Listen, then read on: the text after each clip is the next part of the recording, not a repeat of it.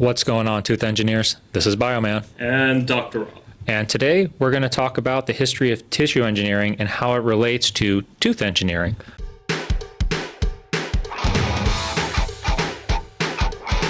We're going to go back to, I believe it's the 80s, where we had the debut of the ear on the rat with Vacanti and Langer. And then we can sort of go and talk about sort of how the name, of tissue engineering spurred in the field of science and how technologies like bioprinting ended up being highly integrated in the space. So, Dr. Rob, you worked in a big tissue engineering lab yourself. Can you tell us a little bit about, your perspectives on this history and how tooth engineering sort of integrated itself in this field? Well, before we get into dental regeneration, I think we have to just provide a larger context for our tooth engineers audience. So, Vacanti's paper in the 80s, I can't remember exactly the year, was the seminal paper for tissue engineering, where that group, I believe Vacanti was MIT. Vacanti was Harvard and Langer was MIT. Yeah. MIT, okay. Yeah. So they were able to grow an ear on an actual rat, and that really set up what was the budding of the start of the tissue engineering field itself. I think from there, they really started to research into hard tissue first, right? The bone tissue engineering, and then they later expanded into the soft tissue space regarding cardiac, skin, and more highly vascularized tissues. Yeah. So that's the trajectory. Dental is still somewhat nascent compared to these other tissue types. Right. But I mean, this, if we're going back to the 80s, I mean, this field has been around for 50 years. Yeah, let's see. I can't do math. 80 to 20, like 46 years. Almost 50 years. Almost 50 years. That's kind of crazy how... I can't do math either. So. Yeah. No, I sometimes feel like it's like 2010. So I always think tissue engineering, because when I started, it was in 2014. So I still think of it as like a 30, 40-year-old field. But now here we are at 2026. And so much has advanced from like when I started tissue engineering, we were bioprinting basically like plastics to seed cells on. And now in 2026, we're at the point where we're actually printing cells aligned within these constructs that can form functional tissue. So we've really went from this stage where we create prosthetics of simple soft matter tissues to those same soft matter tissues that have cells in the right location to become functional organs. I think when it comes to teeth engineering, because it's multi-layered and has multiple components, getting all of those components structured within the areas of the tooth, like the pulp, the dentin, and the enamel, will be actually, while, trivially and theoretically simple because it's just a simple shape, getting those different tissue matters with different hardnesses in the right location to functionalize the way it's supposed to, with right cell orientations, will be really challenging from like a de novo perspective, meaning like getting the tooth to fully be fabricated from scratch might not be as trivial as we think, even though it's just like a simple shape. So, I mean, for instance, like the enamel, right? It's not regenerative by itself. So we can't just have like cells seated on it and expect those cells to just form enamel. We need to form some like cell body that itself deposits enamel in an aligned orientation around the enamel. Or we recently talked about the Hassan paper where they took a completely acellular approach to regenerate minerals using a protein. So I think as the field's progressing, we're starting to see limitations of cellularized components in their abilities to functionalize organs. And people are starting to become more creative, especially as we try to take products out on the market in tissue engineering, in developing sophisticated solutions that almost do the same thing as live components. So when I think of the history, it sort of started out like this big dreamy, like we're going to print something completely functional using cells, expecting the cells to do what they want to do. But as we understand more about cells and find the caps and limitations to get them to market, we're starting to develop products that act similar to these biologics, but using components that we know can work more consistently, basically. So it's almost like as we're advancing more in tissue engineering throughout the history, it's almost like we're cutting down more on, complicated solutions that actually generate much more better and effective and consistent outputs. Let's take a step back for our tooth engineers family. So when Vacanti came out with this concept of like regenerating the ear, so everything's vascularized, there's a scaffold in place, it's literally a fully regenerated construct. It's kind of an explant, right? So meaning it's a construct grown on a foreign species, right? Rat. Yep. But now that we have to try to replicate that in a human, and that's where the field shifted, and that's when they formed the three tenets of tissue engineering: biologics, scaffold, cells. All right. The three pillars of what tissue engineering is. And then I think the field stayed true to that for decades. But now, there are papers, when we look at the tooth engineering research coming out recently, now they're finding some limitations with this three-pillar concept of tissue engineering, right? Which is why that Japanese group is where they're trying to utilize gene therapy to actually grow teeth is very interesting. They're not really utilizing the scaffold, cell, biologics. They're actually trying to use gene therapy. Yeah, more targeted. To really spur the growth of new teeth. So, so in summary, the field still is trying to figure out what is the best strategy to regenerate constructs, tissues, especially for dental regeneration. We have ways to go to really figure out what makes sense. So all this hoopla on LinkedIn where there's all this bullshit posting, oh, we're so close to regenerating any tooth structure. A Korean company came out with a tooth patch or whatever. Don't eat that shit up. I'm sorry. It's just, number one, they have years, decades of development that they need to go through. Again, in vitro benchtop study, then small animal model study, large animal model study, human trials, clearing the regulatory pathway. That's a 20-year process. So some of these LinkedIn influencers or whatnot, or wannabes, saying that, oh, we are going to get regenerated teeth by 2030, I'm sorry. Get the fuck out of here. It's true. And even to the point that I was bringing up, as we are cutting down on sort of the solutions that we have available in tissue engineering, by cutting down sort of the components that are essential in tissue regeneration, there are limitations in doing that. While they work better and are more consistent, you are losing a lot of functional components that actually help with what we call functional organ regeneration.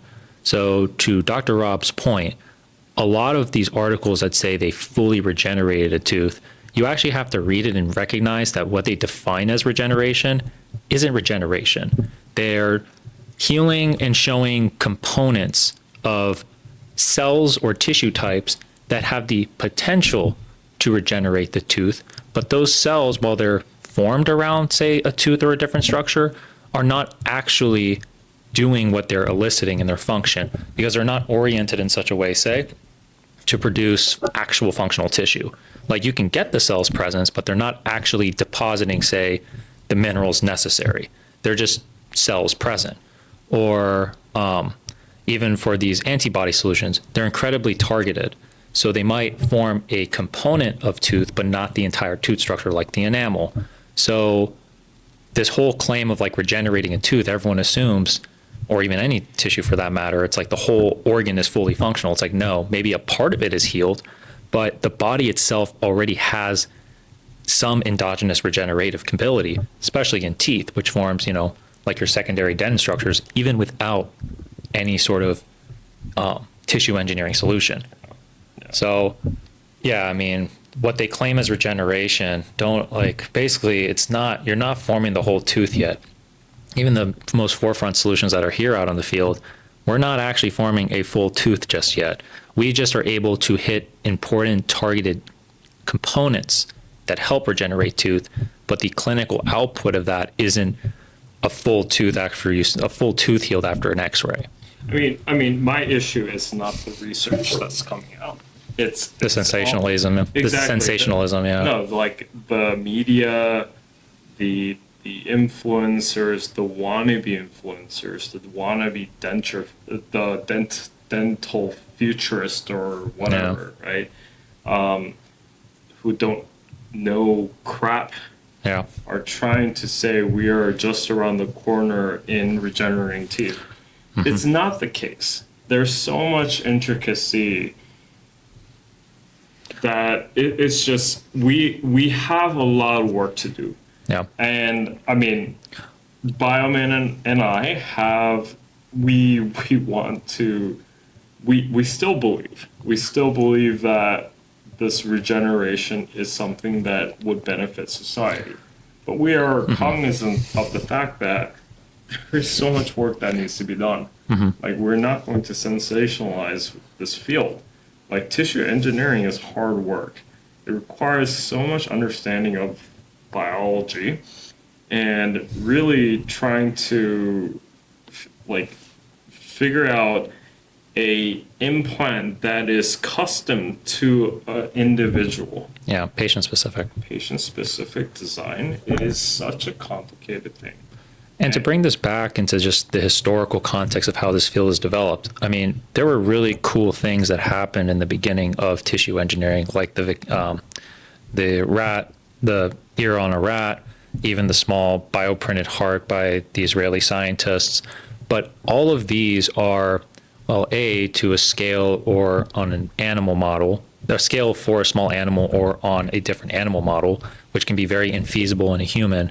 And B, to say that those things can actually be put inside a person at the scale and integrate with all of the other, say, like blood vessels, or connect properly to the body so it's connected to the body as like an actual integrated tissue, we're nowhere near there yet. Because as tissue engineers, we can create something that works in an isolated situation or an isolated lab and call that like a beating heart, or a functional ear because it's in the shape of an ear with cartilage cells.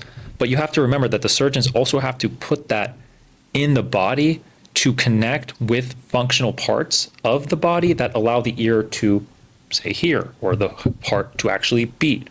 So I think the issue is not so much that tissue engineering is not doing a good job getting towards there. It's, to your point, how the news interprets that data. And historically, when the field started, even with the ear on the rat, I think this whole field of tissue engineering has always been sort of this, oh, we're finally going to have something put in a person. But this stuff is only being done in very like isolated situations. And to test this at the scale and get the repeatability for market is why we're going to need a long time. Not so much that the tissue engineering field is not advancing, it's just to actually get this through the regulatory pathways like CBER, which is the biologics division of the FDA. They don't have such a, it's not that they're stubborn. I would say, think of it this way. If we're using a biologic between two people and we want to put these cells on the same implant, they're going to work extremely different.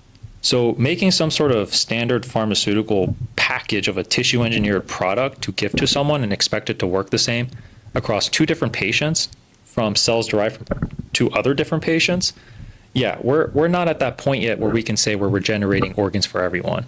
So there's a whole slew of issues that as tissue engineers, I think the science and tech, the hardware, the software, and the platforms are there, but the consistency, scaling, and commercialization of this stuff so that everyone gets treated the same and we can guarantee fully safe and effective tissue engineering solutions, yeah, we're not there. And LinkedIn and all these other influencers are kind of getting people to think, false hope. Exactly.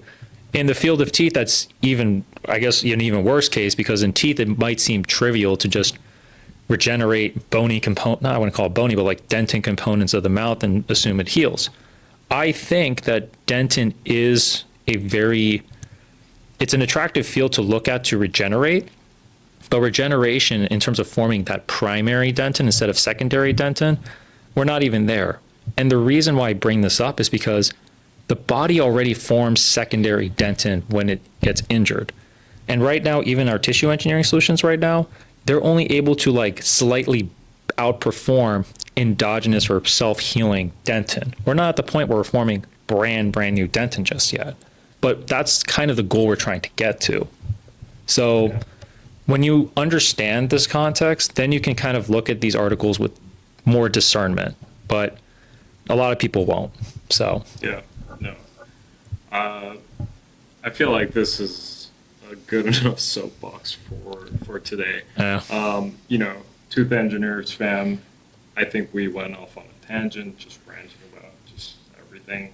We'll have a better rundown of the history of tissue engineering in a future podcast. But the thing is, like, there's so much potential with this field. There's a lot of work that needs to be done. There are a lot of people sensationalizing what's out there, like the Korean tooth regeneration patch. As far as I know, from what BioMan and I have looked into, it's a scam. It's not there.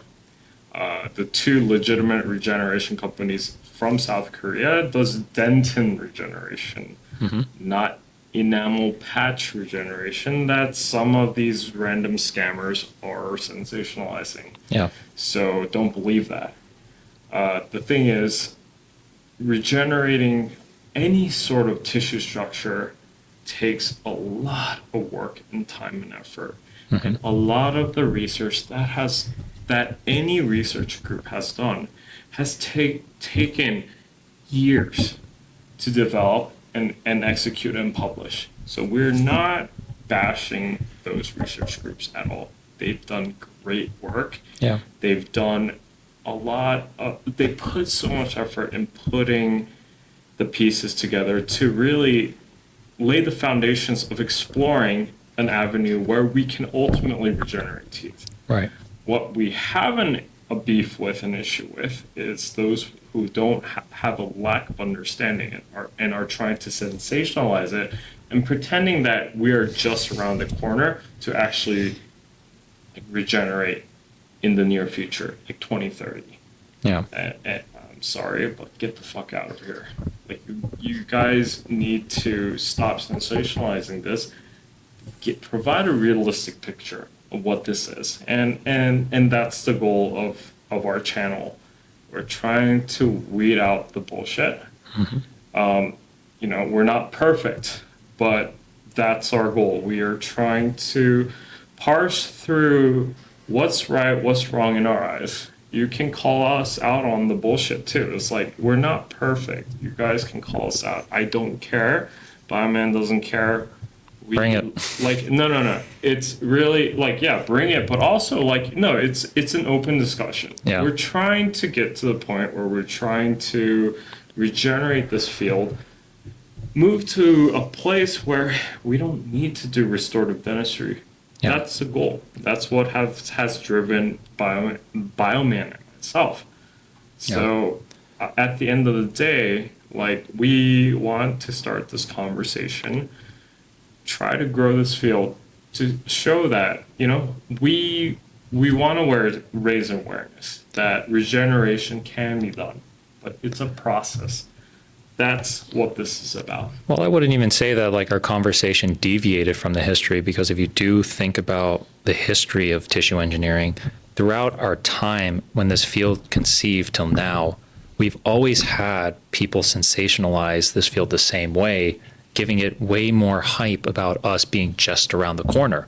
We're now almost 50 years old as a field, and we're still right around the corner of putting something like this in a human. But admittedly, we have to sort of look at it this way. We've never been around the corner for 50 years, but we have made major advancements between a ear on a rat to functionalization of these organs in isolation. I think where, Dr. Rob and I are really trying to take tissue engineering to the next generation is not making the solution more complicated than it needs to be. It's to make something that actually works for the market in human patients. I mean, there's two directions we can go in this field. We can make something very sophisticated to work on one person and no one else, super premium technology, or we actually create solutions that work for the masses, meaning cutting down on things that actually can't work for everyone because they know they're not consistent. It's sort of like picking your poison here, right? Like tissue, they think like as a field of tissue engineering, we have the tell-all solution for everyone. And that's never going to be the case. And that's why these articles come out, because they assume we have a magic potion or a magic scaffold that's going to cure everything. And that's where I believe the sensationalism comes from.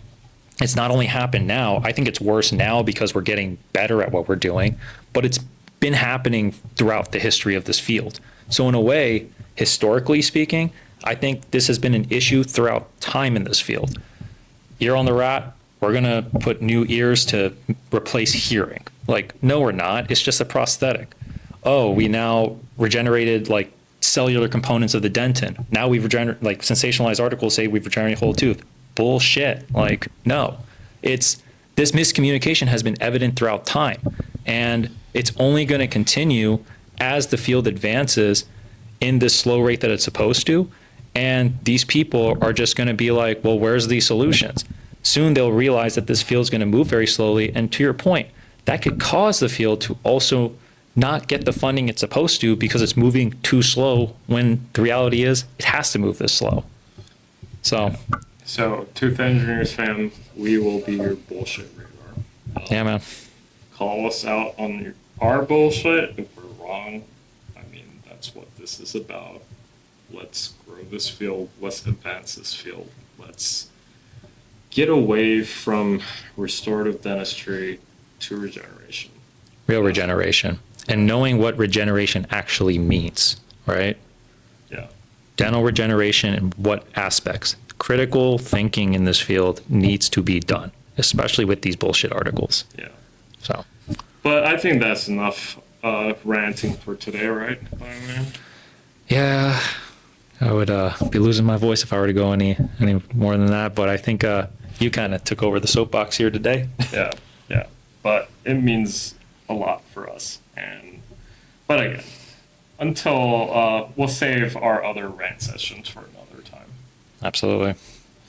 Until then, it's been Dr. Rob and BioMan. See you guys next time. Alrighty.